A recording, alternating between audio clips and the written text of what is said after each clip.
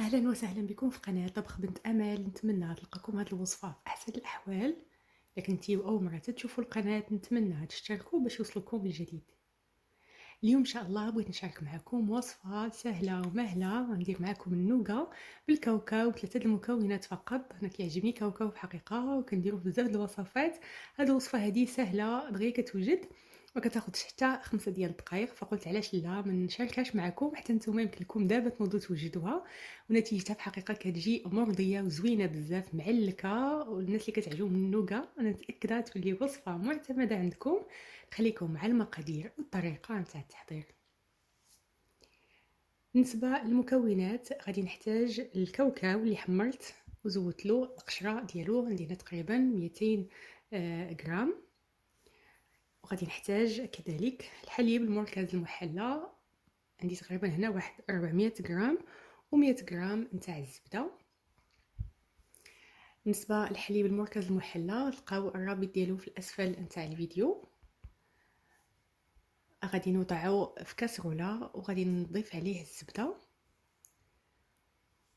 وغادي نوضعهم على نار تكون مهيله، يعني قليله بزاف باش ما يتحرقوناش، وما غاديش نوقف من التحراك حتى اللون ديالو كيولي يعني بحال هكا مذهب. ومن بعد غادي نضيف عليه الكاوكاو وغادي نبقى تنحرك على نار مهيله، ما نوقفش من التحراك حتى كتولي يعني كيولي الشكل ديالو داير بحال هكذا. نعطيوه شاد الخاطر باش ما يتحرقناش. صافي غادي نطفي عليه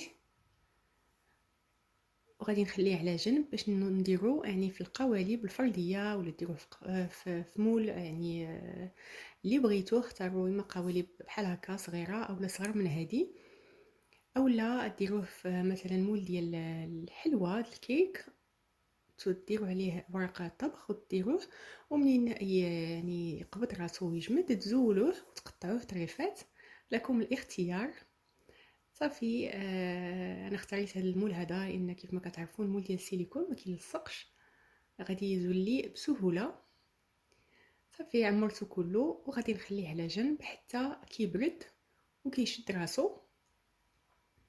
كما كتلاحظوا دغيا يعني كيوجد ما كياخذش كما قلت لكم حتى يعني 5 ديال الدقائق.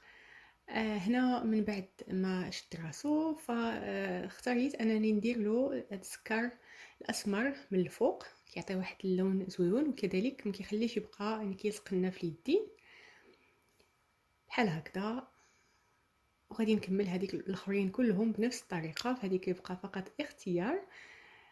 ومن بعد كنقدموه بالصحه والراحه. انا متاكده الا جربتوه غادي يعجبكم، نوضوا ديروه دابا وذوقوه وغادي تعجبكم النتيجه ديالو ان شاء الله. نتمنى تخليوا لي الاراء ديالكم والتعليقات ديالكم. شكرا جزيلا على الدعم ديالكم وعلى التشجيعات ديالكم.